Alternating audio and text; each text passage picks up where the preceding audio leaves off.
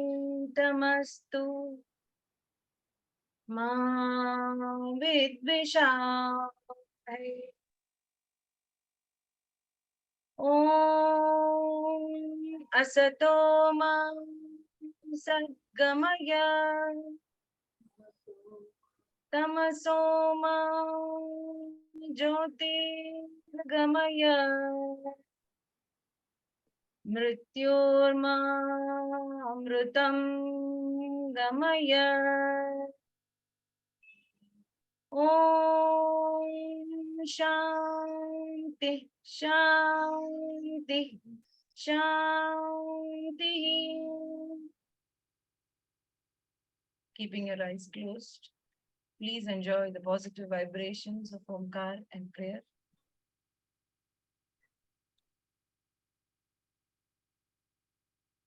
Gently open your eyelids. Let us go into the session further. Handing over to Nitin sir.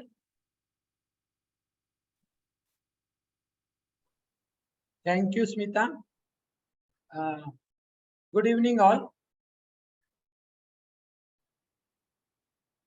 So, whenever we think of psychology, immediately the names of Sigmund Freud, Carl Rogers, like psychologists, comes to our mind, and we never think anything that psychology has something to do with in the Indian context. And even we are taught the psychology the way the Western psychologists have given the methodologies and all, and we think in that way only. But very few people, or seldom anybody, knows that our ancestors have thought a lot about this psychology. And Maharshi Patanjali and his Yoga Sutra is one of the most authentic scripture on the psychology.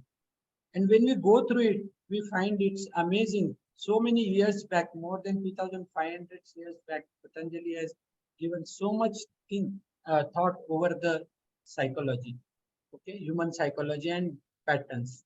So our today's subject is related to that, okay, behavioral patterns and human psychology. Western psychologists have thought only up to one birth, but Patanjali traces back to several births.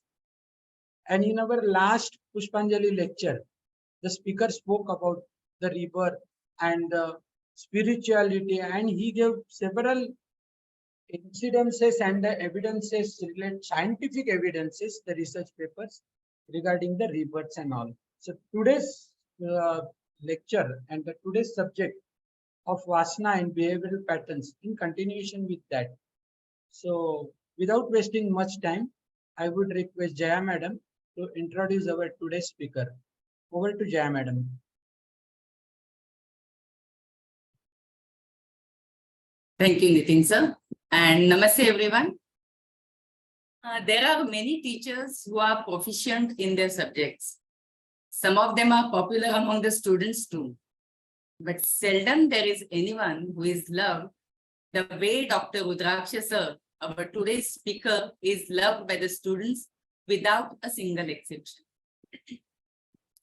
Rudraksha sir is well known for his extraordinary ability of simplifying any complicated subject. He is a guru in true sense who is absolutely committed and work towards imparting the knowledge to the students with great enthusiasm. He works tirelessly with tremendous energy when it comes to teaching, which is his passion. He never gets agitated and has great patience while answering the questions raised by the students. Although he is well known among all yoga students, let me formally introduce him. Dr. Rudraksha Sakrikar sir is an associate professor of Sanskrit and center head of Bharatiya Sanskriti Pitham at KJ Somaiya Institute of Dharma Studies. He teaches various topics related to Indian philosophy, Sanskrit, Yoga Shastra at graduate and postgraduate levels. He was awarded a PhD in Sanskrit by the University of Mumbai in August 2019. The topic of his research was an Indian perspective regarding the science of weather forecast as described in Sanskrit text. Sir has an astonishing accomplishment in academics too. He received 6 gold medals and 1 silver medal for standing first in MA at the Department of Sanskrit and Arts Faculty of Banaras Hindu University in the year 2008. He has also studied information technology and German language. Sir has authored 56 entries and edited 38 entries on Yoga for Marathi Vishwakosh. Sir is a principal investigator of the research project of preparing a dictionary of yoga terms funded by Central Sanskrit University, New Delhi. He is a PhD guide for Sanskrit and Yoga Shastra at Somaiya Vidyavihar University. Dr. Rudraksha was a member of Hindu delegation at 7th Congress of the Leaders of World and Traditional Religions, which took place in Kazakhstan in September 2022, marking a significant milestone in fostering interfaith dialogue and cooperation on a global scale. Last but not the least, Dr. Rudraksha, with such an illustrious career, is also tuning well with the music. He is a professional sarangi player of Banaras Gharana and finds time through his busy schedule to pursue his hobby to perform at various places in India.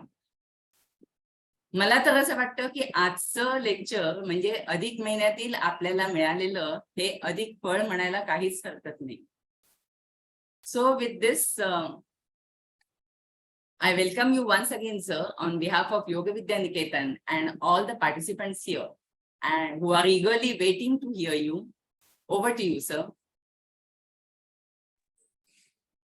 Thank you so much, Jaya Madam, for the introduction. My pranams to all the yoga teachers who are present here and the practitioners of yoga. So, as Madam said that I'm a teacher, so that is by profession, but as well as we know that everyone is student and we are going to be student for all of our life. So it is both, we can say, giving pleasure to be a teacher and to be a student simultaneously. So that is the joy of life. Thank you so much for inviting me today. And the topic today on which I'm going to speak is Vasana and behavior patterns. If we just look at the title, someone may think that there is a kind of combination of two disciplines of knowledge. Because when we talk about Vasana, so when we hear about the term Vasana, which comes from the Sanskrit background, from the yoga background, even we read the word in Vedanta, in yoga, and on the other side, we are trying to connect that topic of Vasana with the very, we can say, modern kind of subject, the Western kind of subject, that is psychology. Because psychology tries to analyze the behavior of the person, different aspects of mind, how to analyze the personality. So that all is basically the subject of psychology. And how are we going to connect these two subjects? So that is basically the topic for today's talk. Now, it is also now well known that whenever we talk about yoga, we can call it as Indian psychology. Most of the people have written about it. There are some books also, and it has become very popular that yoga is not only dealing with the practices like asana, pranayama, but yoga has a profound knowledge of our mind and the aspects of mind also. That is one thing that we all know. But we do not really explore the psychological aspects of yoga. As a students of yoga, we are practicing yoga, we are doing the asanas, we are practicing pranayam, and most of the people are doing that practice only for good health. But apart from that, if we really want to understand the whole, we can say, the scope of yoga, then we cannot ignore the philosophical aspects of yoga or the psychological aspects of yoga, which are dealing with the different aspects of mind. Now, one topic is very important that everyone has to understand, that when we study our Indian subjects, when I'm saying Indian, I'm trying to say that the subjects which are of the Indian origin and the modern education system and the classification of the subjects that we are having in our modern education system, it is different. It is not the same. Why I'm saying so? I'll just give you a simple example that when we study in the colleges, in the universities, we have a different kind of structure. So for example, if there is science, commerce, arts. Under the arts, we have specific subjects. Under the commerce, we have specific subjects. Under the science, we have specific subjects. But if we try to compare the subjects which are there in the modern education system with our traditional subjects, then it becomes difficult that with which subject we are connecting what subject. Okay, because why I'm saying so, if you want to really understand with which subject we can compare our yoga tradition, then it becomes very difficult. Can we say that yoga is exercise or it is a sport only? We cannot say that. Can we say that yoga can be compared to the physical education? Physical education is also a subject in our modern education system. But is that only a physical education? That is not true. Can we say that yoga is only philosophy? That is also not true, because apart from philosophy also there are different aspects of yoga. Can we say that yoga is only psychology? That is also not true, because there are psychology related discussions in yoga, but yoga is much more than that.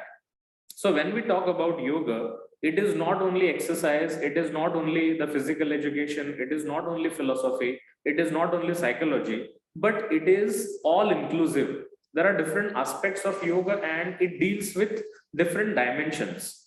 So this is basically the problem when we are comparing our traditional subjects and the modern subjects that we are studying in our modern education system. And therefore, even though we are trying to compare the concepts of yoga philosophy with the topic of psychology, we have to keep in mind that yoga is not just confined to psychology, but it is much broad. It is a broader subject. So yeah, it is definitely we can say that yoga has a lot of discussion about psychology, but it is not only confined to psychology, and it is not only about yoga. But when we study Vedanta, when we study Buddhism, when we study Sankhya Darshan, then apart from yoga, also in the other Indian philosophical traditions, we find a lot of discussion about the mind, the aspects of mind, and the psychology related concepts. In Buddhism also there is a lot of discussion. In Vedanta also there is a lot of discussion, and definitely in yoga, because Maharishi Patanjali has a lot of emphasis on explaining the concept of mind and different aspects of mind.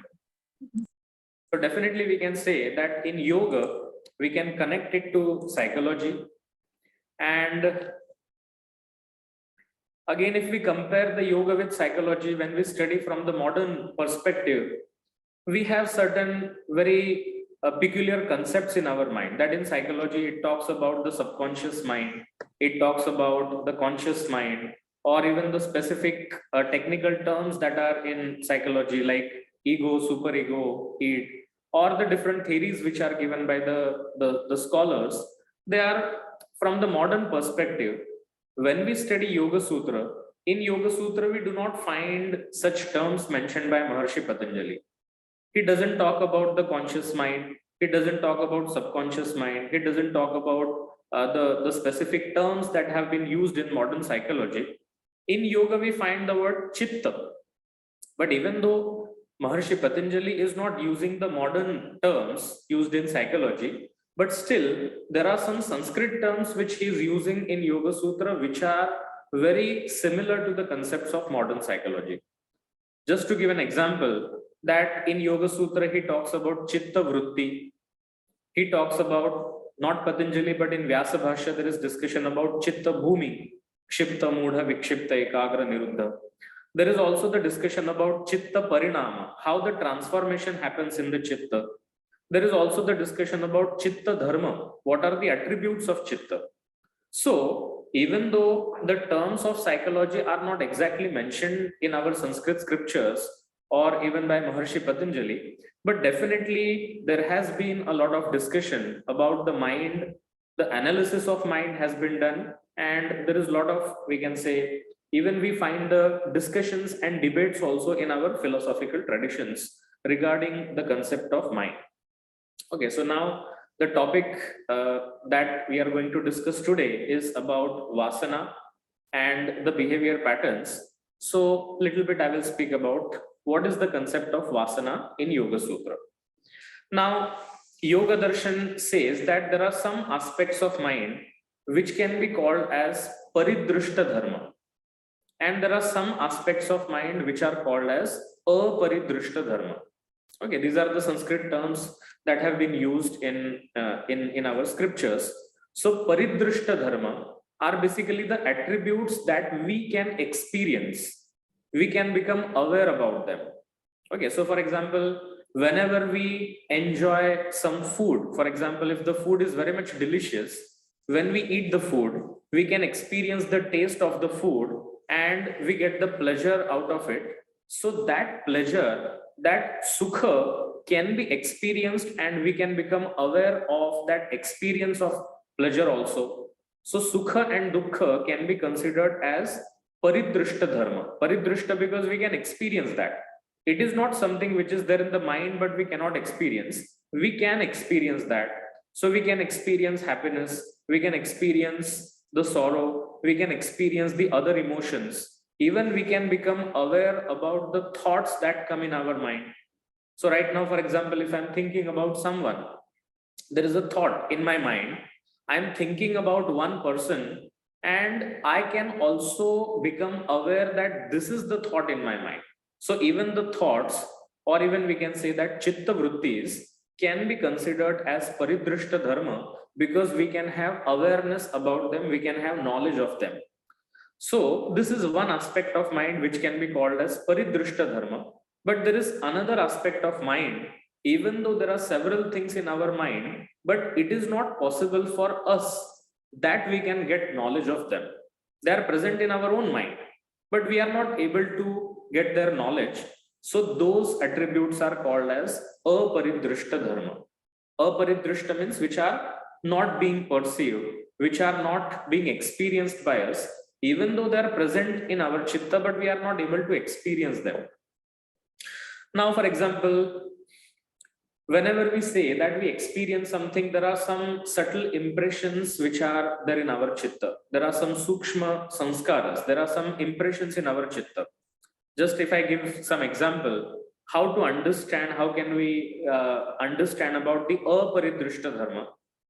Now, when we were studying in the school, maybe several years ago, maybe 20 years ago, 30 years ago, 40 years ago, when we were in the school, we were meeting our friends, even we remember our teachers, we remember our school, we remember our classroom. All these memories are present in our chitta. Now, there has been a lot of gap of time. We have not gone to the school for 20, 30, 40 years, and there is no contact with our classmates, there is no contact with our teachers. So whatever we have experienced 40 years ago, 30 years ago, even today also we can remember that, how it is possible. Now that school is not in front of us, those friends are not in front of us, or the teachers are not in front of us, but still we are able to remember all those previous experiences because even though those objects or those persons are not in front of us, but the experience that was taken in the past has created some impressions in our chitta. They have created sanskara in our chitta. So these impressions which are present in our chitta, they give rise to smriti. They give rise to memory. So even after 30 years, we can remember. Even after 40 years, we can remember. Now, I'm giving this example just to show that there can be so many impressions present in our chitta. There can be so many sanskaras present in our chitta, but are we aware how many impressions are there? What kind of impressions are there? They cannot be seen by us. They cannot be experienced by us. Even though they are present in our own chitta, we can remember the objects, but we are not able to really understand or able to see that what kind of impressions are present, how many impressions are present, impressions regarding which experience is present in our chitta. So there can be certain things which we can experience, but there are certain things, there are certain aspects of our own mind, of our own chitta, which we cannot experience, even though they are present in our chitta. And also we can take example of punya papa. Okay, so let us take example of the good impressions and the bad impressions. Now it is believed. Now I'm not explaining about the karma theory, but just It is a very popular concept which everyone knows. So little bit example I can give about that. So when we say that the person is doing a good action, is performing good karma, then that good karma creates some positive impressions in his mind, which is called as punya, the merits.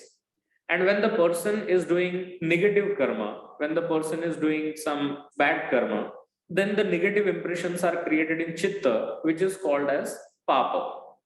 Okay, so punya and papa. Now, if you ask anyone, tell me how much punya or how much papa is present in your own chitta, nobody will be able to tell that, even though we believe in karma siddhanta. We understand that according to karma we will get the result, and even this theory has been discussed in so many our Sanskrit scriptures. But how much punya is there in my own chitta, I cannot understand that. I cannot know that whether punya is more or papa is more, whether the merits are more or demerits are more. It is not possible to know what kind of impressions are present in my own chitta, and therefore they are called as aparidrishta dharma.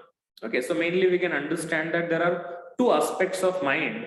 One is called as paridrishta dharma. So in simple words, we can say that the aspects of mind which we can experience, about which our awareness will be possible, we can have that experience, those aspects of mind can be called as paridrishta dharma. And there are some other aspects of mind, even though they are present in our own chitta, they are present in our own mind, but we only are not aware about them. So if we compare with the modern psychology, we can say that this could be related to like the subconscious mind. Even though they are present in our chitta, but we are not aware about them, they do not come on the surface of the mind, they remain below the surface and they are present in the chitta. Okay, now especially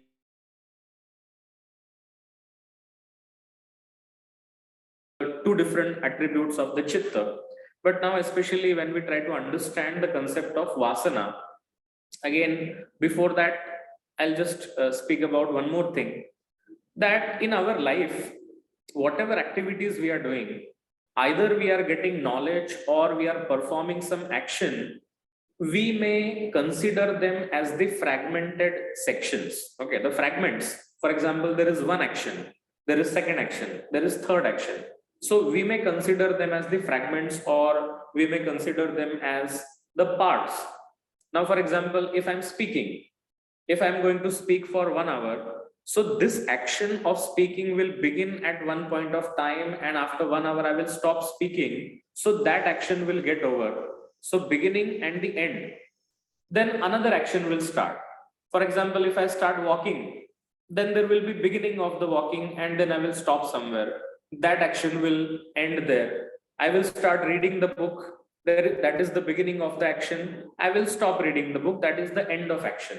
So generally, we may say that there could be the parts. This is one action. This is second action. This is third action. So beginning, end, beginning, end, beginning, end.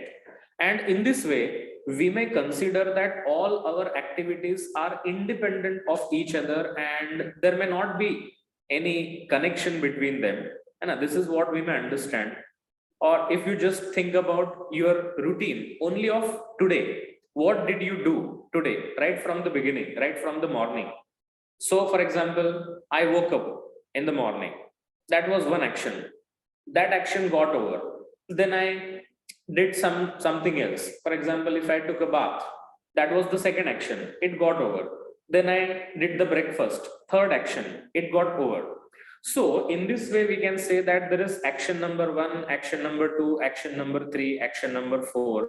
And while in the process, when we are doing the action, we are also getting the knowledge of the things which are around us. We are perceiving the things which are around us.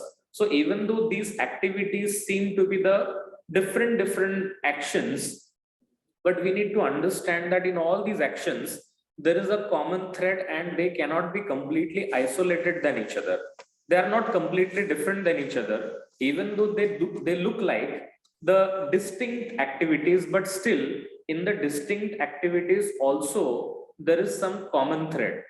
Okay, so gradually we are heading to the main topic of Vasana. What is the common thread? So if I'm doing one action, or if I'm getting knowledge of one object, that is one knowledge which is creating one samskara.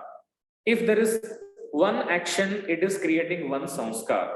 And whenever one action is creating one samskara or one knowledge is creating one samskara, they seem to be the independent samskaras, they seem to be isolated impressions.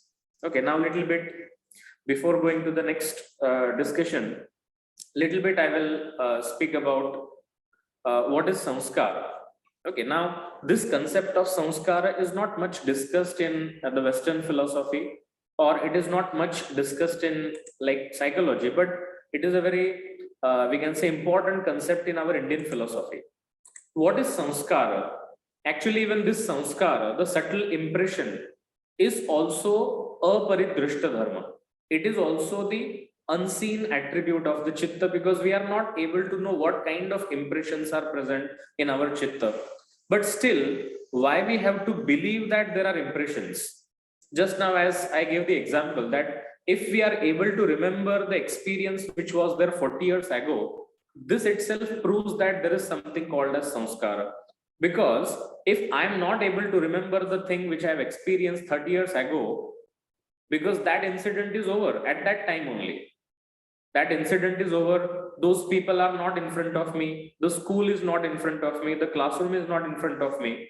But even after 20, 30 years, if I am able to remember that experience today also, which proves that the experience is only for a limited period of time, and now we are remembering that, so there must be some connecting thread, and that experience has created the subtle impression in our chitta, which now is manifested and which is taking form of smriti, which is taking form of a memory. So usually we can say that there are two things that we are doing throughout our life for the whole day and even in the night also. One is jnana and second is kriya. Okay, so we cannot avoid these two things in our life, and every time there is knowledge of something and there is action of something. Now, if we try to understand what is the correlation between these two, knowledge is incoming process and karma, action, is outgoing process. Okay, knowledge is incoming process and karma, the action, is outgoing process. Now, for example, if I go to library, in the library there are so many books, there are so many cupboards, there are so many books. When I go to a particular cupboard, when I find a particular book, when I open the book looks interesting. Now, when I understand that this book is interesting to me and I should read the book, this is a kind of knowledge that I'm getting, that this book is good and I should read the book. Now, this book is good, I should read the book. Now, it is actually the karma that I'm doing. I saw the book is knowledge. So when I take book in my hand, I read the book. So when I read the book, it is jnana. It is the knowledge of the book that I'm getting. I'm getting to know what is the subject of the book. I'm getting to know what kind of language has been used. I'm getting to know who is the author of the book. I'm understanding what is the content of the book. Now this all is incoming process. From the book, I am getting to know what is the subject, who is the author, what is the content, whether it is interesting for me or not. And once I get the knowledge that this book is interesting and I should read the book, then we perform the karma. Then we decide to perform karma. We are giving response to that knowledge. Whatever we have understood, that this book is interesting, I must read this book. This knowledge is coming. I am giving response to that I must read the book. Then we perform the karma. Then we perform the action. So basically, what is karma? Karma is nothing but the response given to the object or the person of which we already have got the knowledge. We are giving response. We are doing something. We can do something only if we know that object before. Okay, so for example, if you go to market, if you go to hotel, and if you are giving order that I want to eat, for example, samosa, once you know that samosa is the object and in this hotel it will be available, you know first, and then you give the order and you eat that object. That means karma is happening afterwards. But before doing karma, before doing the action, first there has to be knowledge of that object. So knowledge is coming from outside and it is reaching to us. And whenever we get knowledge about any object or any person, we are giving response in the form of action. This is the process which is happening all the times, incoming and outgoing, incoming and outgoing. Now what happens that in this process, incoming, outgoing, whatever, now even we can take the example that now I'm speaking, and when you are listening to me, you are listening to my words that is incoming for you. And what will be outgoing after listening to my words? What are you thinking? What kind of action you will perform? Maybe you will say that, okay, whatever he's speaking is good. We are able to understand. So we should continue listening to the lecture. This can be your decision. This can be your karma, that you are deciding that, yes, I would like to listen to the complete lecture. Even you may decide that, oh, is a very boring person. I should not listen to this lecture. Let us go somewhere else and let's have the party. We can go somewhere. We can go to the garden. We can watch the movie. That can also be the response to this particular situation. So incoming is jnana, outgoing is karma, and in the whole process of incoming and outgoing, in other words, we can say jnana and karma, in the process of knowledge and in the process of doing the action, one element is involved, and that element is our chitta. Now, maybe sometimes I will use the word mind, but in yoga, chitta word is very, we can say, important, and it is not only mind, but it is also including the other elements of antakarana. So it is mana, buddhi, ahankar, everything, and that is chitta. So in the process of jnana and in the process of karma, our chitta is involved, and that chitta is, according to Sankhya Yoga, it is achetana. It is a non-living or non-conscious principle. Maharshi Patanjali says that only Purusha is Chetana, but Chitta is not Chetana. Our Chitta is Achetana. Now, if Chitta is not having the consciousness, if Chitta is not conscious, then what is the importance of the Chitta in the process of knowledge or in the process of action? What is the importance of the Chitta? So basically, if we try to understand the nature of the Chitta, we get to know that our Chitta is like the instruments like mobile phone or the computer. Now, when we use the word artificial intelligence, now that artificial intelligence is a very new concept, because in technology, AI tools and everything now, chat GPT, we are familiar with all the things. But we can say that the most ancient artificial intelligence or that tool is what it is, our chitta. And why we are comparing that with computer or with mobile phone? Because whatever is the style of functioning of the computer or mobile, same is the style of our chitta also. How? That whenever we are getting knowledge of any object, or whenever we are giving response to any situation, whatever karma we are doing, our chitta keeps record of everything. Like in the computer also, it keeps record of all the activities that we are doing. Even our mobile phone also keeps record of all the activities that we are doing. Similarly, our chitta also, knowingly, unknowingly, we may not be aware about it, but our chitta is keeping record of all the activities that we are doing. Activities include jnana and karma both. So whenever we know something, our chitta keeps record of that knowledge also. And when we perform some karma, our chitta keeps record of that karma also. And because it is achetana, it is not having its own consciousness, what that tool is doing, that when there comes a situation where there is experience of some new object, or when there is some new karma being performed, whatever pattern we are following while performing that karma, because our chitta is like a tool, like a computer, it remembers what pattern we have followed, and next time also when we are performing the similar kind of karma, our chitta follows the same pattern. Okay, now this basically is called as Vasana, when our chitta is following the same pattern in which the karma was performed earlier, or the same pattern of getting the knowledge which was followed earlier.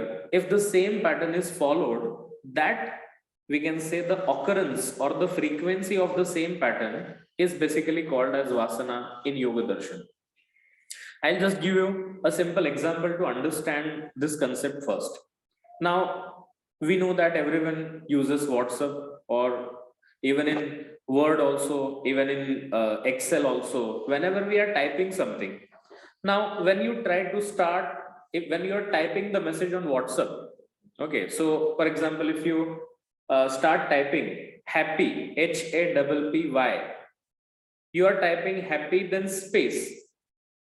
Now you are not typing any other letter after that, but mobile will give you suggestion. Are you trying to type happy birthday, or happy anniversary, or happy friendship day? If today is friendship day, and if you already have sent messages to 4-5 friends, happy friendship day, sixth time when you type happy and you give space, the first suggestion mobile will give you will be happy friendship day, even though you may have typed happy birthday or happy anniversary after many days before. But what is the today's hot topic or the message? So already if you have sent the message to 4-5 people, happy friendship day, and sixth time you are trying to type that, mobile will give you suggestion. Are you trying to type happy friendship day?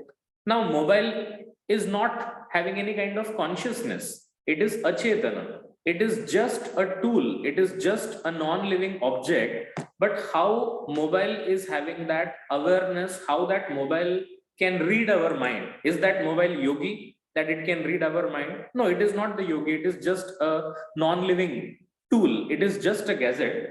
But there is a kind of system in our mobile. There is a kind of system in the computer that it can keep track of all the activities that we are doing. And based on our previous activities, it will indicate what kind of activity are we supposed to do in the future. Because it is not having awareness, it is not having consciousness. It keeps on repeating the same track, the same path which has been followed earlier. So as the mobile is giving us auto suggestion, as the computer is giving us auto suggestion that are you trying to type this word, it will suggest you that do you want to type this word. Similarly, our mind, our chitta is also giving us auto suggestion, because already we have performed karma in the past in the same pattern. So our mind keeps record of all the activities that we are doing, whether it can be jnana or it can be karma, whether it is incoming of knowledge or whether it is outgoing or the performance of action. Everything is recorded by our chitta, and according to the records, it will give us the suggestion that this kind of karma needs to be performed. Okay, now this was one example of the mobile computer. Another example I will give, which is very appropriate for understanding the concept of Vasana. Now, everyone in our childhood, we have done one activity, especially in the drawing class. What is the activity in the childhood? That there will be a page on which only the dots are given. And what the small children are supposed to do? They have to connect the dots, and when they connect the dot, they can see the picture. If we don't connect the dots, then they only look like the abstract dots on the paper. They do not create any meaning. They do not show any particular image. But when we connect the dots, then we can see a particular image, we can see the picture, we can draw that picture afterwards. Similarly, we can understand that independent impressions, independent sanskaras which are created because of jnana and because of karma, they can be only called as sanskara. Now here, just if we go in detail, when we study Yoga Darshan, Maharshi Patanjali mentions the specific term to denote the impressions created by karma. Okay, there comes a word called as ashaya. Okay, so those who have studied Yoga Sutra, little bit if I just give the reference, that in the first pada, when Maharshi Patanjali talks about Ishvara, he mentions Klesha Karma Vipaka Ashayaihi Aparamrishtaha Purusha Vishesha Ishvaraha. So in the Sutra of Ishvara also there is mention of the word Ashaya. Even in the second pada also when he talks about Karma Siddhanta, Klesha Mulo Karma Ashayaha Drishta Adrishta Janma Vedaniya. So there are several places where in Yoga Sutra there comes the reference of Ashaya. So Ashaya is basically Sanskar only. It is the impression only, but it is only the impression created by karma. So when we perform one karma in one way, it will create one sanskara, which is called as Ashaya. Okay, so for example, now again, this all we can relate with our own routine, our own behavior, our own activities that we are doing. Now, just for an example, if the person, whatever is the routine of the person, some people have habit that after waking up, immediately they need tea. Without tea, they will not perform any other activity. After taking tea, maybe they will go for a walk or they will do some other activities. They will do some exercise, they will perform something else. But the schedule is fixed that after waking up, first tea is required. For some other people, they will say that no, in the morning we'll not drink the tea. First, we will take a bath, we'll do puja, or we will go for a walking, or we'll do some exercise, we will practice yoga, and then afterwards, maybe they will take breakfast and they will take tea.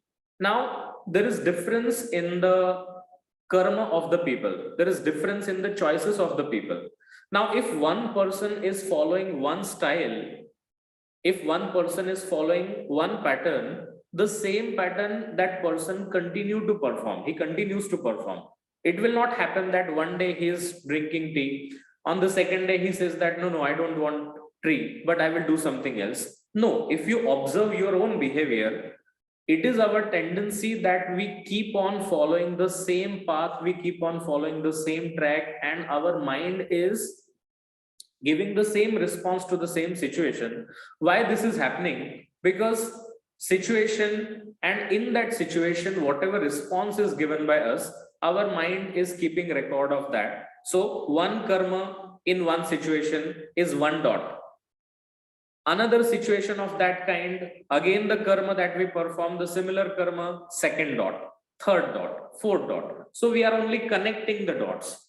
It is the tendency of the mind that because it does not have its own consciousness, it will continue to follow the same path, it will continue to follow the same pattern until it is not changed with awareness. It will keep on continuing the same path. Here I will just ask you one question, that whatever activity you are doing in your life, right from the morning till the night, whatever activities you are doing in your life, are you doing all those activities with the deliberate decision, with the deliberate choice, or you just perform those activities blindly? Are you taking decisions with awareness that I want to do this now? So even for brushing also, are you taking the decision with awareness that now this activity needs to be performed? When you are drinking tea, when you are eating breakfast, when you are doing lunch, or when you are taking dinner, are you doing the willful, we can say, decisions? No, it is not a willful decision, but we are just following the same routine without thinking. When we wake up, we do the same activity, then we go to bathroom, then we take a bath, then we do the breakfast, then we come to office, we work, again we go home, we watch the movie, we watch the TV, we watch the serial, and we sleep. Now, all the activities that we are doing, we are not doing them with awareness, but we are just following the routine that has been done, that has been followed in all our previous days. And in a way, we can say that this is basically like the bondage. Now, whenever philosophy talks about bondage and liberation, what is the biggest bondage? That we are bound by these patterns, which are called as vasanas in yoga. We are bound by these patterns of behavior, and we are not taking the willful decision whenever we are performing any karma. It is possible that maybe one fine day, you may think that, okay, today I will not do this activity first, but I will do that activity first. Today, I will not do this, but I will do that. What is happening? That we are not taking the willful decisions, but we are just bound by that routine and we are following the same routine. This is called as Vasana. But yoga tells us that even though it is the tendency of our chitta, that it keeps record of everything, and our chitta is following the same pattern because it is the unconscious, just a tool. It does not have its own ability to take the decision or to give some new suggestion. It is only walking on the same path and it is not having any other option than that. But if we really want to do something new, we should have that awareness and we should also have that choice to change the pattern. Okay, so this is basically the concept of Vasana, that whenever we perform any action, that action is not done in completely new way, but we follow the same pattern that has been followed earlier. If the person, for example, if the person is eating with hands, that person will always continue to follow the same practice. But if the person is eating with the spoon, he will continue to follow the same practice of eating by the spoon. In China, Japan, people are eating with the chopsticks. They will continue to follow the same style of eating, even though when they come to India, they will not eat by their own hands, but they will eat with the chopsticks only. That means what? Whatever decision we are taking, when we are doing that karma for the first time, and whatever is convenient for us, we keep on continuing the activity in the same way. And this pattern of behavior, the repetitive pattern, which is again and again manifested, that is called as Vasana. Now again, there can be several types of Vasanas in our chitta, not necessary that there is only one pattern, because our behavior in family is different. Our behavior in office is different. When we are traveling in a train, our behavior is different. And especially in Mumbai, when people are traveling in the local trains, in office, they could be like managers and officers, but in the local train, when they are entering into the local train, which is a fast train, which is full of rush, the behavior of that manager in the office, in the local train, will be completely different. That means what? Even though we are only one person, but we are not behaving similarly or in the same way in all the different situations. So with our friends, our behavior will be different. With our family, our behavior will be different. In our office, our behavior will be different. With our kids, our behavior will be different. When we go to the meetings, our behavior will be different.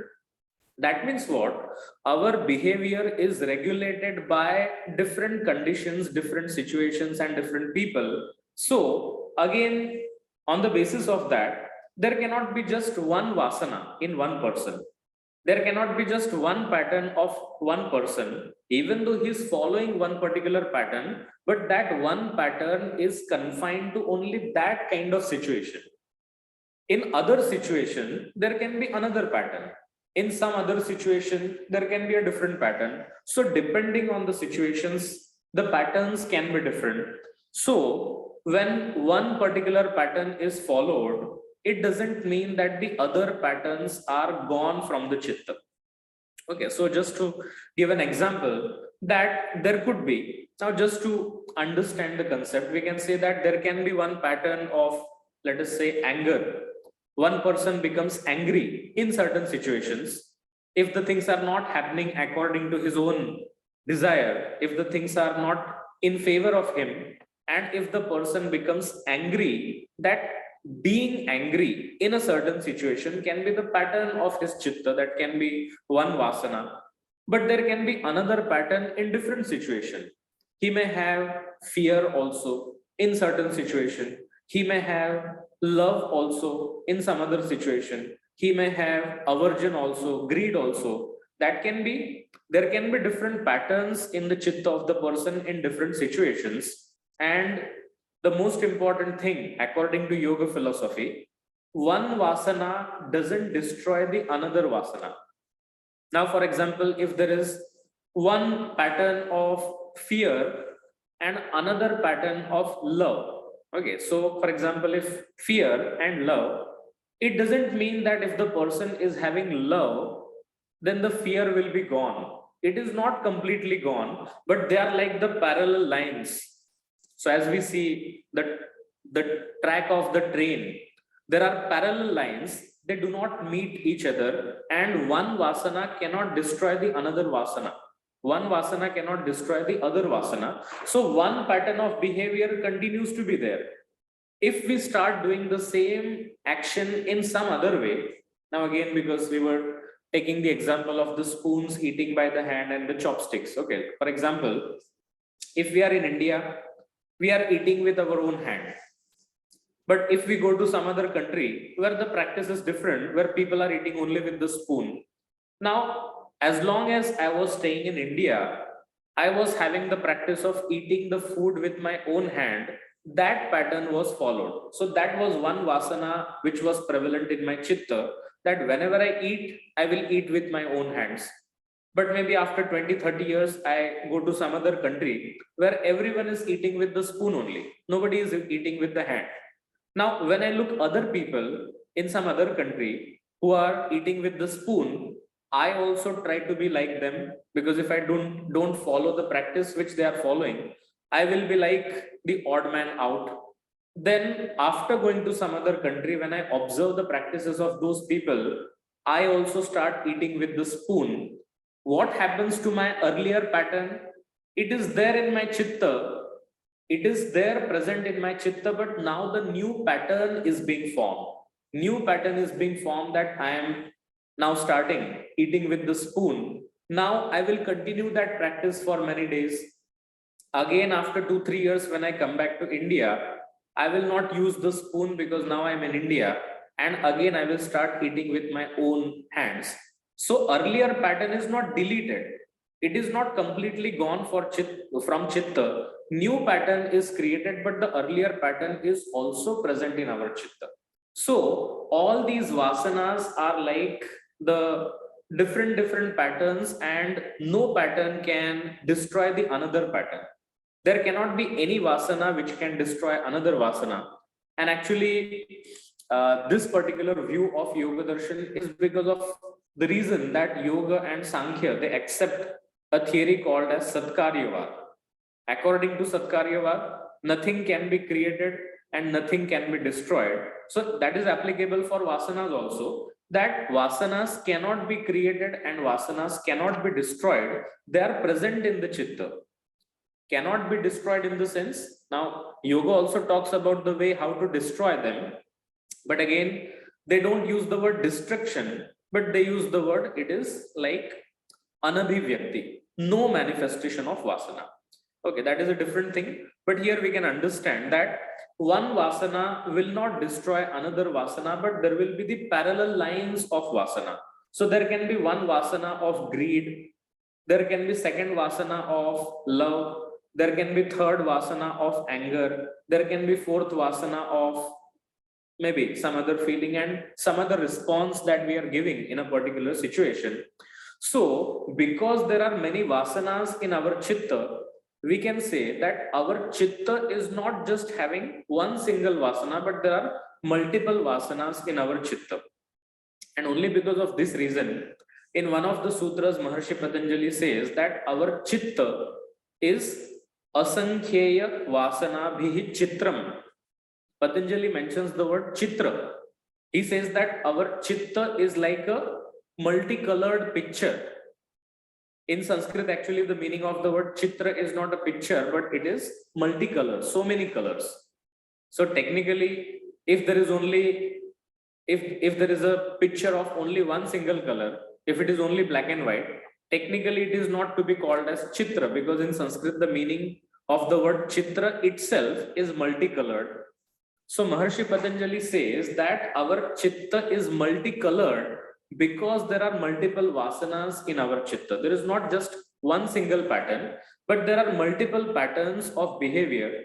And in a particular situation, one pattern is manifested, other patterns still remain in the chitta. Okay, so here we can understand that these vasanas can be in two different forms. When those vasanas are manifested in a particular situation, they can be called as abhivyakta. Abhivyakta means they are manifested. For example, if I'm walking on the road, and suddenly a car comes and stops immediately just in front of me. Now, when a car comes with a great speed and that car is stopping just in front of me, immediately my heart starts beating and there is a palpitation. And in that particular condition, the vasana of fear becomes very strong, because now I am afraid what will happen to me, whether that car will dash me, whether I will die, what will happen. So in that situation, the vasana of fear is manifested. But in that situation, when the vasana of fear is manifested, can we say that there is no anger in me? I am free from anger. I am free from love. There is no love. There is no affection. There is no greed. There is no other emotion in me. No, it is not like that. Even though the fear is manifested in that particular situation, other vasanas, the other patterns are also present in my chitta. They are not completely deleted. And those other patterns are in anabhivyakta state. They are not manifested, but they are present in the chitta. Again, if we take the example that in the summer season, when we look at the fields, the open spaces, we can see the dry soil in summer season. There is dry soil, there is scarcity of water. So we can only see the soil, and in the soil, there are the small seeds of the grass, which even we are not able to see. They are present in the soil, but we can only see the dry soil in the summer season. But when the rain comes, after 2-3 days, everywhere we can see the greenery, everywhere we can see the grass. Now, how that grass is coming? Because the seeds were already present in the soil. Similarly, we have to understand that these vasanas are present in our chitta, and when the appropriate situation comes, in that appropriate situation, like I gave the example that if I'm walking on a road, suddenly a car comes in front of me and stops in front of me, the vasana of fear is getting manifested, but the other vasanas are also present in my chitta. They are not completely gone. In some other situation, this fear, which was prominent earlier, it will go down. It will become anabhivyakta, and some other vasana will become abhivyakta. Okay, so there is always like one vasana will go down, another vasana will come up. Okay, so in this way, we can understand that there are two different ways in which vasanas may exist in chitta. One can be abhivyakta vasana, and the other can be anabhivyakta vasana. Abhivyakta means which is manifested, or which can be understood as the behavior of the person. Okay, now here comes the word behavior, because when we talk about behavior, it is basically the external behavior of the person. So it is the abhivyakta form. And even though some things are not seen in the behavior of the person, but they are hidden in our chitta, they can be called as anabhivyakta vasana. Many times, even we know the person very well for so many years, but still after many years, we come to know that this person has done something which we did not expect at all. That means what? That unexpected thing, whatever person has done, it was there already in the person, but it was not coming out. It was not in the manifested form. It was not getting reflected in the behavior of the person.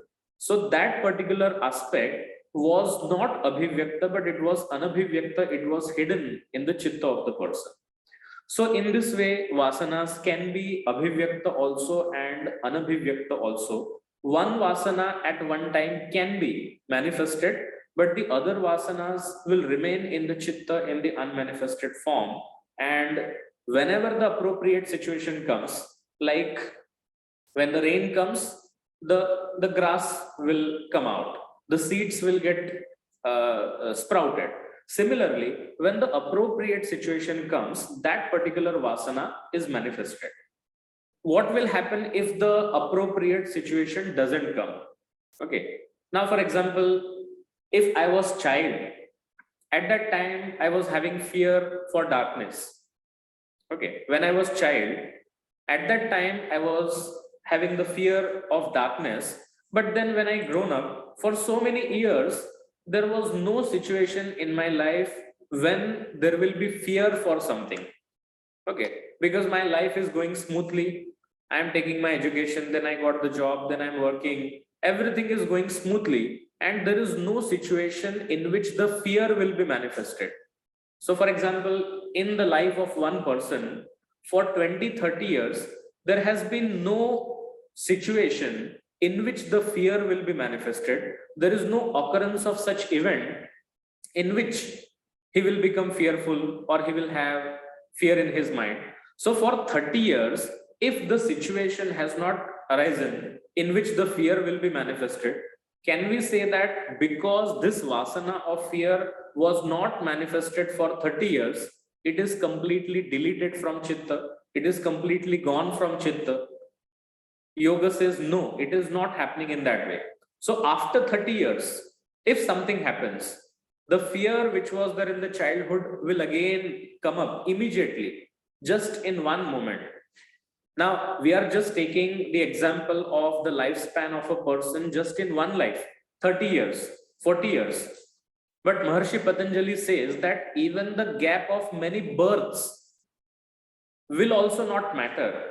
If one vasana is manifested in one life, in the second life, in the third life, in the fourth life, if that vasana is not manifested, in the fifth life also it can manifest. That means even the gap of the births doesn't matter for that vasana. There will be continuity of the vasana irrespective of having the gap of the births or having the difference of time or the difference of the place. There will be continuity of the vasana.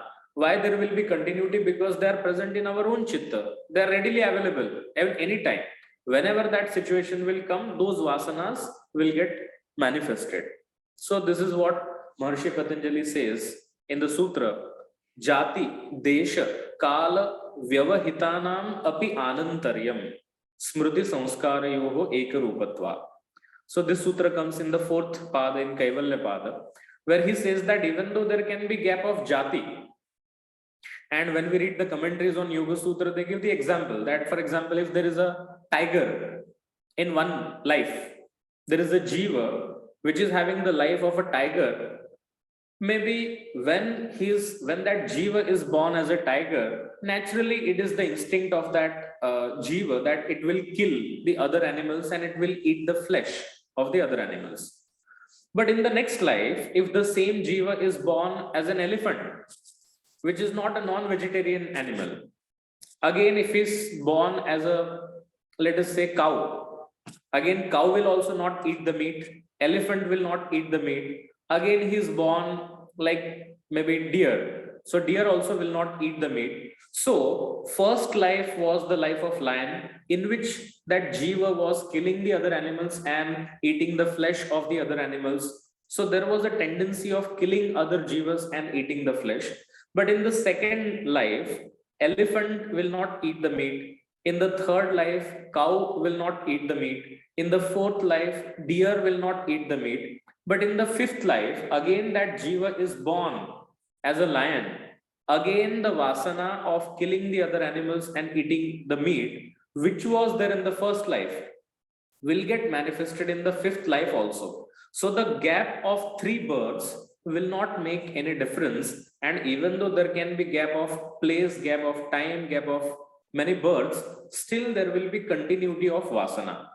Now this is what Yoga Darshan says. Now from this again, one thing we can understand, that whenever we are talking about these vasanas, when we are talking about the behavior or the personality of a person, and when we compare this with the modern psychology, in modern psychology they say that what are the factors that make our personality? Which are the factors that regulate our personality? So mainly it is believed that there are 2 factors. One is genetics, genes of the person, whatever we are getting from our parents, they determine our behavior or our personality. And the second factor which is determining our personality is the environment in which we are living. So genes or the genetic things that are coming from the parents and the situation in which we are living, the situation in which we are born, the situation that we are experiencing in our childhood, those experiences make our personality. Now, this is what is believed in the psychology. That is true also. We are not denying that genetics, genes are important, and the environment or the situation in which we are living is also important. But Yoga Darshan says that there is one more factor which is more important, which determines our behavior. There is one more factor which is important that determines our personality.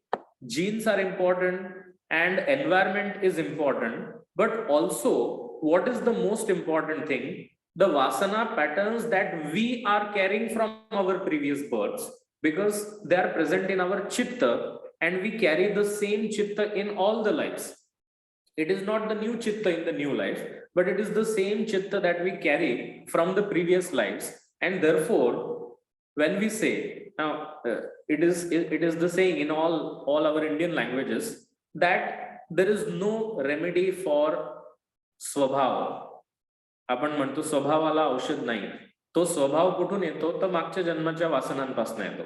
And when we say that if the person is having a particular tendency, it is very difficult to change the tendency of the person, because those tendencies are continued. Some of them, not necessarily all the tendencies are coming from the previous life, because we form some new tendencies also. But Vasana is also one of the very important factors that determine our personality, which we carry from our previous lives.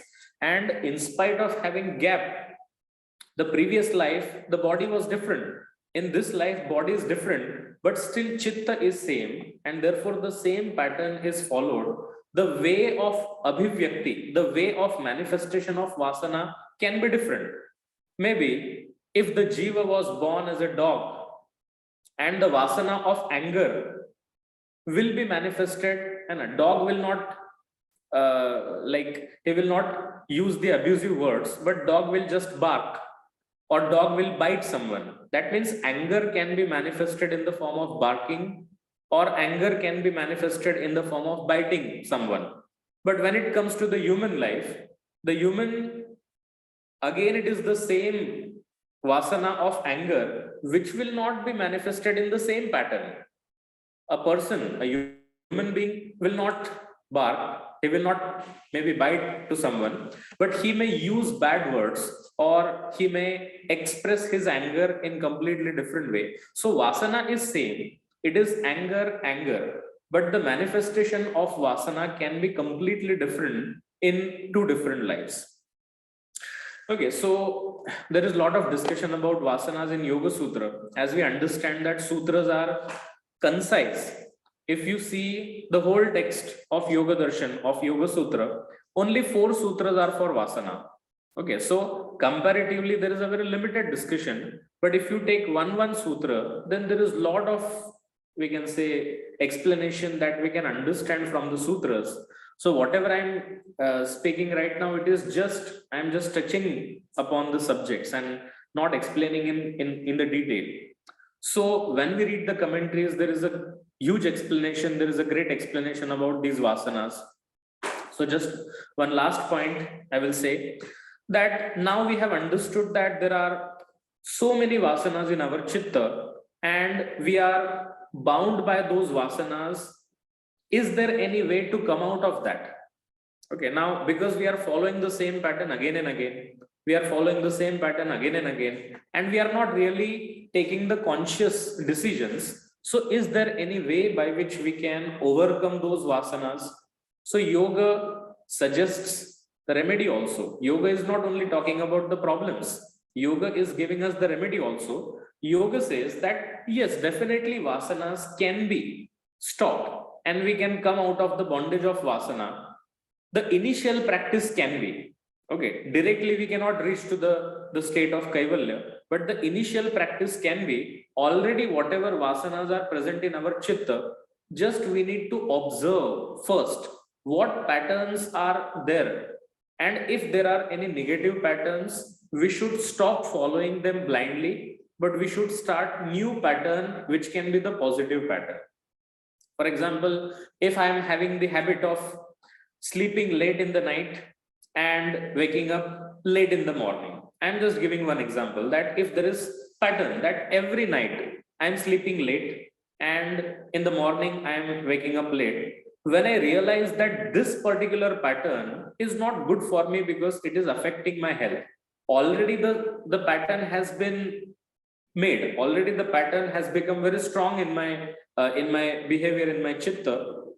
But when I realize that this pattern is not good and I should improve myself, I start the new pattern. I start waking up early, I start sleeping early, I stop using mobile in the night. Then what is happening? The earlier pattern is also there and the new pattern also is now becoming strong. So this can be the initial practice if we want to get rid of these vasanas.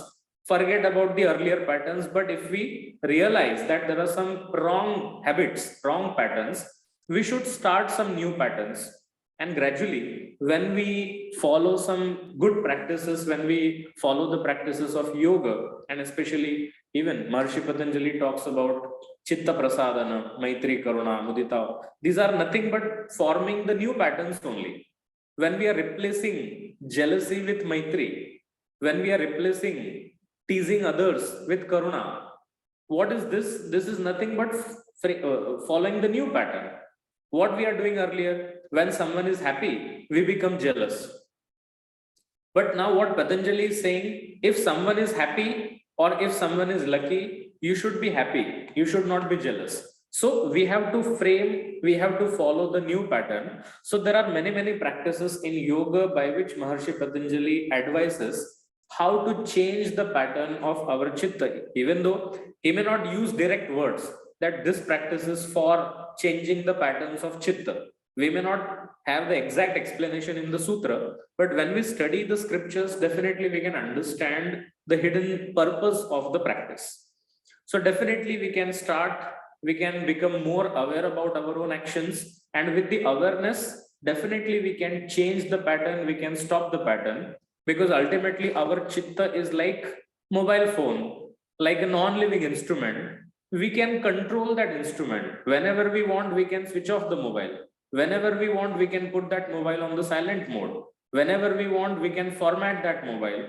And because we are taking the example of the mobile and computer, when we format the computer, what happens? All the files, including virus, everything is deleted from the computer.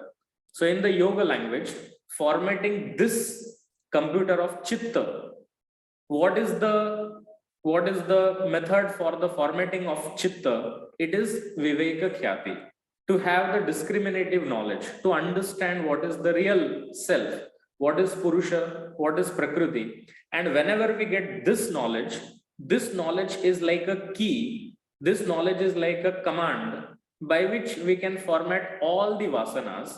So after getting the knowledge of viveka khyati, there will not be any vasana in our chitta, and therefore, and this is not only just theoretical, but I'm just saying that whenever we look at the lives of the yogis, they are very natural like a child. So if you give them food, okay, they're okay with that. Even if you don't give them food, that is also fine for them. That means they don't have choices. If you ask them to sit on the floor, they are happy with that. If you give them a very, we can say, prestigious position, if you make everything available to them, that is also fine for them. Now, that is a sign of a yogi, because he's not bound by the patterns. He's not having the choices that I want this only, I want that only. But in any condition, his mind is very free, it is very pure, and he is ready to adjust everywhere because he's not bound by these vasana patterns. This we can observe from the lives of the yogis and from the lives of the saints. So viveka khyati is the key of formatting the computer. That may happen maybe on a later stage. We are not those advanced yogis who can have that knowledge of viveka khyati immediately or very soon, but at least It is in our hand that we should observe our own behavior. We should recognize which vasanas are negative and which vasanas are positive, and we should try to overcome them. So definitely when we form new patterns which are good patterns, definitely it will help us in getting that supreme knowledge some or the other day. Okay, so I think with this, I will stop, and just before concluding, I will read Doha of Santa Kabir.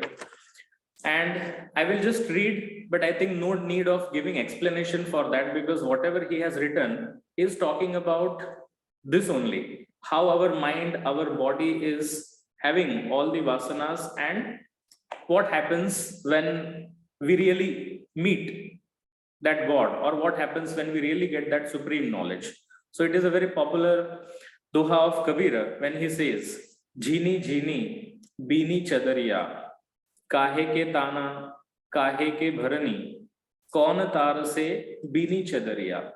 Kabir ji is giving example of the chadariya, of a chadar, and he says ida pingala tana bharni. So the discussion about yoga, that ida pingala, two nadis are like the tools by which the cloth is made, and sushamana tara se bini chadariya. So sushumna is the nadi which binds them, which is like the connection between them. Then Atha Kamaladala Charakha Dole, he says that there are 8 petals or 8 lotus flowers which are like chakra in the body. Pancha Tattva Guna Tini Chadariya. So there are 5 tattvas, 5 Mahabhutas, and the Trigunas, Sattva Rajatama. So with the help of these 5 elements, with the help of Sattva Rajatama, with the help of Ida Pingala Sushumna and the chakras in the body, our existence is created. It is our body, it is our mind. And in the last couplet of this, he says, So chadar, Sura Naramuni Odhi, Odha ke maili kinhi chadariya. So what everyone is doing, that whenever we are getting this body and this chitta from the God, we use that, but we make it impure. Maili kinhi. That means we are having a very pure chitta, but we misuse that chitta, and then we are polluting. So there are so many stains, there are so much of dirt in that chitta. And then he says, Das Kabir ne jatan se odhi, jyon ki tyon dhar dini chadariya. So he says that what I have done, I have not polluted that chadariya, I have not polluted my body and the mind, but in the same way, the pure mind and the pure body which I got from the God, I give it back to the God. And how can we give it in the pure form? So whenever we get that supreme knowledge, all the dirt will be removed from the chitta, and definitely our chitta will become pure, free from the vasanas, free from the bondages, and free from the impurities. Okay, so yeah, thank you so much for listening to me patiently. Actually, even though the topic is very vast, I just tried to cover as much as possible in brief. So thank you so much for listening patiently.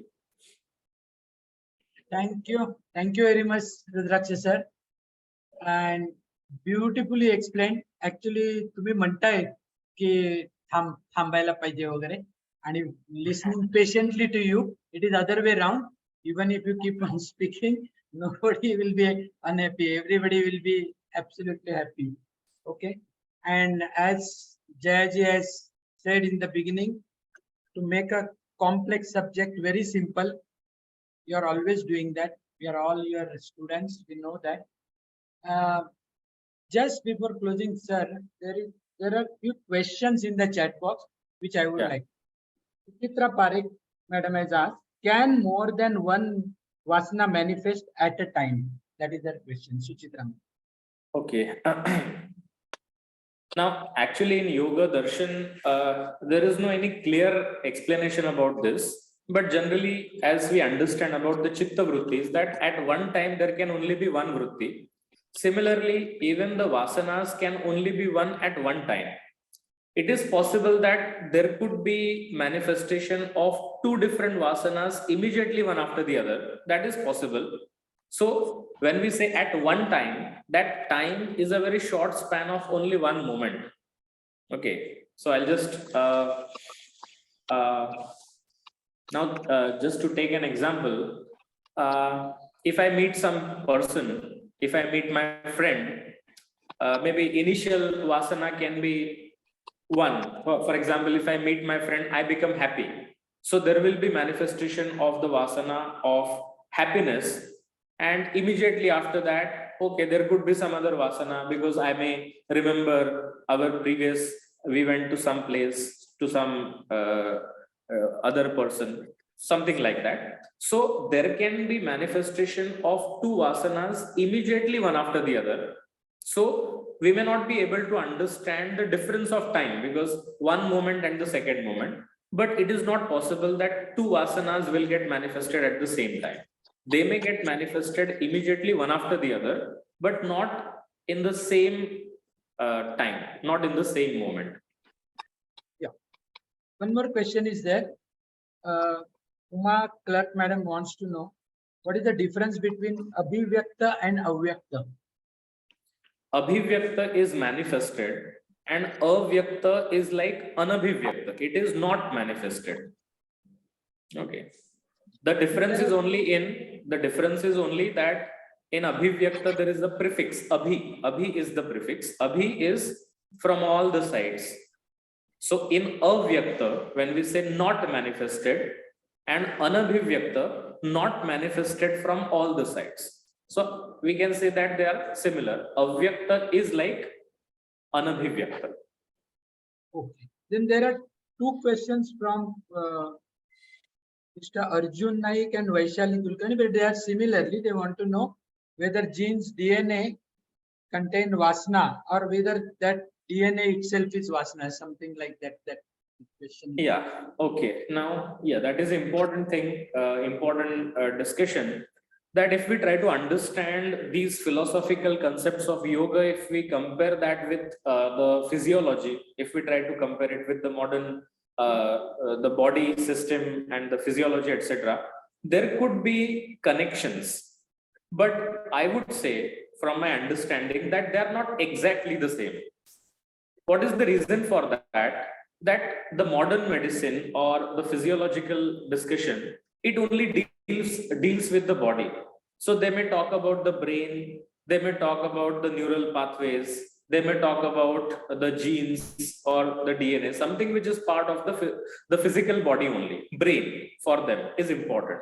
But yoga is not saying that it is only confined to the physical body. Yoga darshan says that our chitta cannot be exactly the brain. Chitta is part of the subtle body. It is the subtle element. It is not the physical organ. So there could be parallels. Definitely when we are referring to these two traditions, one is yoga and the other is the modern medical science, there can be the parallel things that we can understand. But from the yoga perspective, we cannot say that they're exactly the same, because yoga says that our chitta is a sukshma tattva. It is a subtle element, whereas modern medical science only deals with the physical body, the brain and the nerves, nervous system, etc. Okay, one more question is there. Last question, I say. Manisha Madam wants to know these 4 sutras of Vasana. So can you repeat once again? What? 4 सूत्र वासनाची कुठली आहेत त्यांना जाणून घ्यायचं. Okay. The sutras of Vasana are in the 4th pada.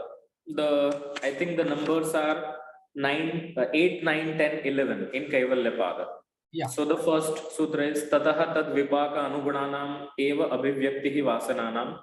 Then Jati Desha Kala Vyavahitanam api anantaryam smriti samskarayoho ekarupatvat tasam anaditvam cha ashisho nityatvat and hetu phala ashraya alambanaihi sangruhitatvat esham abhave tadabhava. These are the 4 sutras.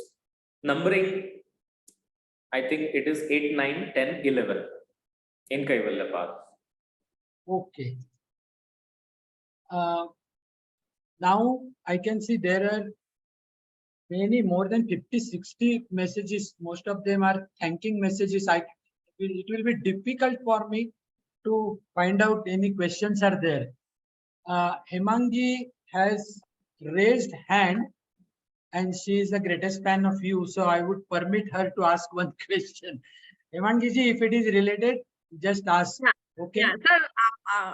Sir आपने ये कहा कि physical body is genetic right, जो अपने उससे माँ के mummy के मुंह में जो इससे बनता है, but subtle body is completely different.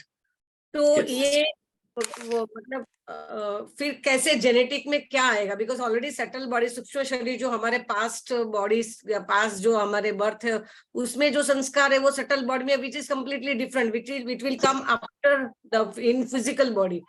तो how come we are getting some, मतलब what is this genes exactly?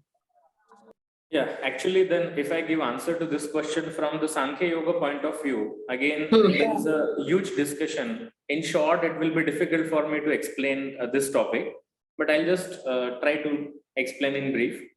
In Sankhya Karika, there comes a discussion about Nimitta and Naimittika. So there are 8 attributes of our Buddhi, Dharma, Dharma, Jnana, Jnana, Raga, Vairagya, Aishwarya, Anaishwarya, which are in Buddhi. And Buddhi is Chitta in Yoga, and which is the Sukshma Tattva. But there are Tanmatras also which are part of the subtle body, which are the cause for the Mahabhuta. Mahabhuta, the 5 gross elements make our physical body. Tanmatras are along with Buddhi in our subtle body. So through the Tanmatras, these changes are happening in our physical body, and those changes, which are basically of the elements of our Chitta, those mental aspects are getting in a way translated to the physical elements. So this is a discussion in Sankhya Darshan about Nimitta Naimittika. So I'll just give you a simple example. How mind influences the body. If there is exam, we have a lot of fear in our mind. Then we start having loose motions, for example. Okay, that means what? The fear is in the mind, but the result is seen in the body. So there is definitely the mind-body connection. And from the Sankhya Yoga perspective, what is that connecting thread? It is the Tanmatra, because Tanmatras are responsible for Mahabhuta and they are associated with Buddhi as a part of subtle body. So through Tanmatras, these changes are happening in the body, in the physical body. And genes are also, some of the things are coming from the parents, but as we know that mother and father, but there can be both the possibilities that if my face is like my mother, there can be question that why it was not like my father. That was also the possibility. If this particular quality is coming from father, why not that quality coming from mother? There was that possibility also. That means the choice. Even there could be certain things which are coming from my grandparents. Why only those things are coming? So again, the selection of this, that what will coming from mother, what will come from father, what will come from grandfather, what are the regulatory factors for that? Who determines that? So it is, again, there are so many factors. Vasanas are responsible. Karma Siddhanta also comes into the place. Ashtabhava of Buddhi are also responsible. The combination of all these factors ultimately result to whatever genes we have, whatever personality we have. So actually it is a very huge topic. It is difficult to explain in 5 minutes. Yeah. Thank you, sir. Thank you very much. Friends, actually we have exceeded time by 4 to 5 minutes.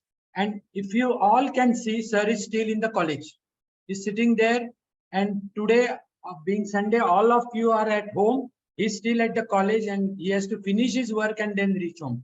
So we'll have to stop somewhere. So please allow him. Otherwise, he will not resist for any question. He will be there, but we have to take care of his time and all. So I request Jaya madam to please give the vote of thanks. Thank you, Nitin sir. Sir, actually, this lecture on Vasana, that reminded me of one song from the movie Lakshya, that Hrithik Roshan ka jo hai, मैं ऐसा क्यों हूँ. So with the concept of Vasana, you have explained why we each one of us have a particular pattern of our nature, जो हम स्वभाव कहते हैं, वो क्यों है? And then many times we wonder, why the other person is like this. More than why we are like this, we always think why other person is like this. So, but you took us through the journey. That is yours usual way, by step, you made us climb the ladder, explain the concept of Vasana, like how the knowledge we gain or whatever karma that we perform, that incoming and outgoing, both how do they create the sanskar on our chitta, and again the comparison between the Indian philosophy, the Yoga Sutra में जो psychology बताई गई है और हमारा modern psychology जो है, वहाँ पे एक modern psychologists, they say the two concepts, two causes of our behavior, like there are hereditary causes, जिनसे हम पैदा होते हैं, और the environmental, the way circumstances in which we are brought up, we are raised. But our Indian philosophy goes beyond one single birth. Like we remain only till the subconscious, right from the whatever experiences we earn through right from our birth till जब तक है. लेकिन हमारा पिछले कई साल, कई जन्मों से, like for the many previous births. So, and then again, you didn't wait at explaining why we behave like this. But again, I remember this second line from that song, क्या मैं हूँ बस वैसा ही रहूंगा? So no. So you have given us the solution also. You in the sense, you explain that the Patanjali has given us the solution, and then the Indian philosophy, there is a solution to that. And then it sounds so simple, Maitri Karuna Mudita Upekshana. Inculcating it and executing it is very difficult. But then yes, there is a hope. Like we cannot say, nahi, main aisa, mera pichhle janam mein aisa hoga karke main aisa. You can't just show the helplessness, because you have given us a caution that if we go on, we have to be really cautious of our own behavior to improve our own life, not only in this birth, but in the next coming births also. So that gives us the, that improves our quality of life. And again, that if you go a little further, that formatting of chitta, attaining viveka khyati and attaining kaivalya, the moksha. So all these things, like, as I said earlier also, this complicated things, you make it so simple, sir. It's easy to understand and very easy to implement, like how we should be. Yes. And again, after understanding, listening to this lecture, we understand like how that mindfulness, the concept of mindfulness, we have to be every time just be aware of what is happening in our mind. And then supposing we behave in a particular way, like why did it happen? If we go trace back, then it becomes easier to implement in our life. So we are really very thankful to you, sir, for explaining the way you have explained. And thanks a lot. No words more. Thank you so much. One small छोटी एक सूचना है to all the participants.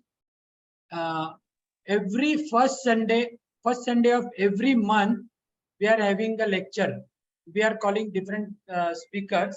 So we request all of you to join on first Sunday of every month in this series of Yoga Pushpanjali. This will continue till April. Okay, that is my request to all of you. Okay, we'll keep on posting this on our website, in our groups also. So thank you very much, sir. And I would request Sonali madam to take one Omkar and conclude the session. Sonali, are you there? Yes. Yeah, please. Namaskar, everyone. Now we will conclude today's beautiful and enlightening session with one Omkar. So sit straight, take your shoulder back and make your spine erect. Just gently drop your eyelids. Try to relax maximum body parts. Observe your breathing pattern. Breathing is going normal and natural. Keep a nice smile on your face. Omkar, take a deep inhalation. Om.